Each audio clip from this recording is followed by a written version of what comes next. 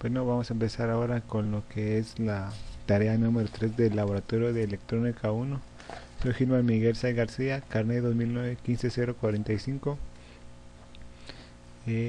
Bueno, vamos a empezar con lo que es el FET. Bueno, el FET, como su nombre lo dice, en inglés sus siglas serían de Field Effect Transistor, que como su nombre lo dice, como ya mencioné, es transistor de efecto campo. El servicio de campo se refiere al campo magnético. Sus partes principales son la D, que sería el drenaje, S, que sería la fuente, y G, que es la puerta o compuerta. Aquí vemos otros tres transistores. Si podemos ver acá, son cuatro transistores en los que vamos a ver que esta sería la compuerta con la parte de arriba, perdón, sería el drenaje de la parte de arriba.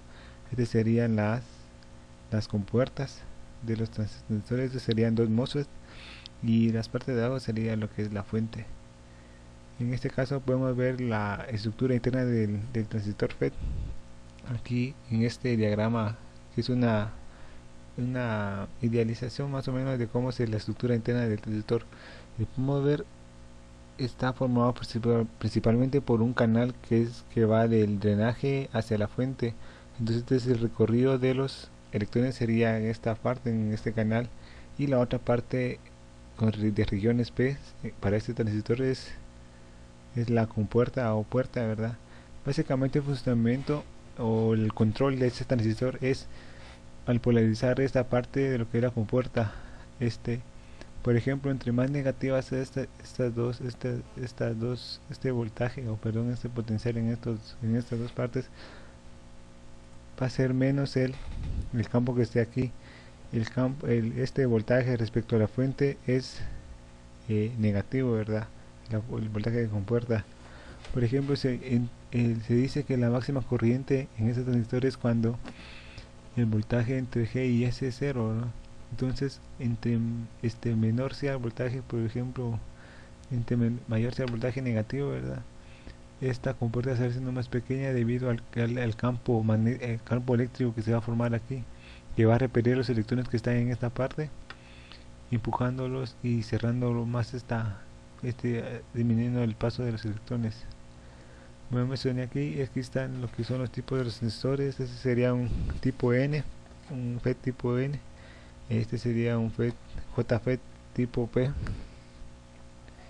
Y de la misma manera este sería un MOSFET tipo N, ¿verdad? Y este sería MOSFET tipo P. Básicamente la diferencia entre el MOSFET y el FET o JFET sería su fabricación, ¿verdad? El MOSFET, por sus siglas, es el Metal Oxide Semiconductor Field Effect Transistor, que la traducción sería que es un transistor fabricado de óxido de metales semiconductores, ¿verdad? Esta sería su máxima diferencia en cuanto al FET, pero además esta diferencia en su estructura también también varía entre sus características. Podemos decir que el MOSFET se subdivide posteriormente en los dos tipos, ¿verdad? Decremental e incremental. El transistor MOSFET es uno de los más importantes dispositivos empleados en el diseño y solución de circuitos integrados para computadoras digitales, ¿verdad? Debido a su estabilidad térmica y otras características generales que básicamente lo han hecho más popular en el diseño de circuitos de computadoras. Los transistores MOSFET se dividen en dos tipos fundamentales dependiendo de cómo se haya realizado el dopaje. Por ejemplo, los tipo NMOS, sustratos de tipo P y difusiones de tipo N. Los tipo PMOS, que son de sustrato de tipo N y difusiones de tipo P. Las salas de difusión se denominan fuente, ¿verdad? Y drenador. Y el conector entre ellos es la puerta o compuerta. Vamos a ver ahora lo que es un dispositivo. Ahora lo que vemos es este circuito, que básicamente este circuito se llama el amplificador surtidor común con autopolarización. Este circuito, aquí podemos ver lo que es el listado de materiales. Y básicamente el funcionamiento del circuito es aumentar o amplificar esta señal que tenemos aquí con este transistor JFET que tenemos por acá, ¿verdad? Esta, más que todo, nuestra resistencia que demuestra nuestra carga sería esta RL, ¿verdad? Que sería nuestra salida. Esta sería la fuente que nos va a servir para amplificar, y este es el transistor. Aquí podemos ver que este es el drenaje, ¿verdad? Este sería la compuerta o puerta, este sería la fuente. Aquí esta resistencia es la que se denomina esta resistencia que se denomina de autopolarización, ya que en otros se sustituye por una fuente negativa, ¿verdad?